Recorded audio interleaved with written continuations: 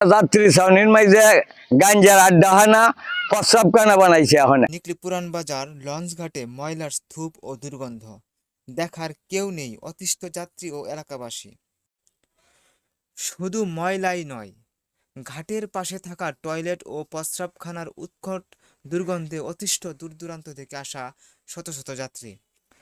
বাজারের নেই কোনো কার্যকরী কমিটি, যার ফলে এই সমস্যার দায় নিতে চাইছে না কেউ। ওইগুলি করে না, যাত্রী ছাউনির মাঝে গাঞ্জার আড্ডা হয় না, প্রস্রাবখানা বানাইছে এখন। আগে এই দিক দিয়ে ভালা নিত না, আগে অনেক দূর দিয়ে ভালাইতো সরের হেন্দে।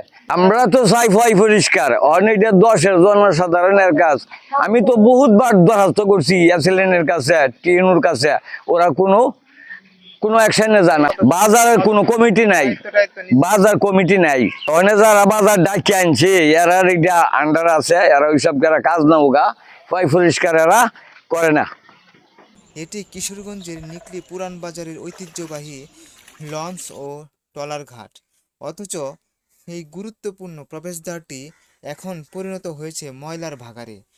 ঘাটের মূল সিঁড়ির দুপাশে ময়লার স্তূপ এমন পর্যায়ে পৌঁছেছে যে নাকে রুমাল না দিয়ে এখান দিয়ে চলাচল করা প্রায় অসম্ভব হয়ে পড়েছে। এই সরকারি ঘাট হিন্দু মুসলমান সবাই গোসল করে, পাশে ময়লা ফালা, প্রসাব করানো আছে, গন্ধ তাহন জানা বন জানা দাঁড়ানি জানা, ফাঁকা ঘাটে গোসল হরণ জানা, বেশি লাইতে না মানুষের বড় রাইতে যাইতে হাজার হাজার মানুষ।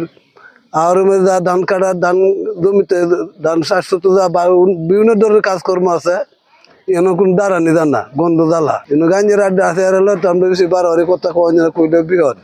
এদিক দিয়ে যাবার সময় এখানে প্রস্রাবখানার জন্য আমাদের গন্ধ লাগে নাকি।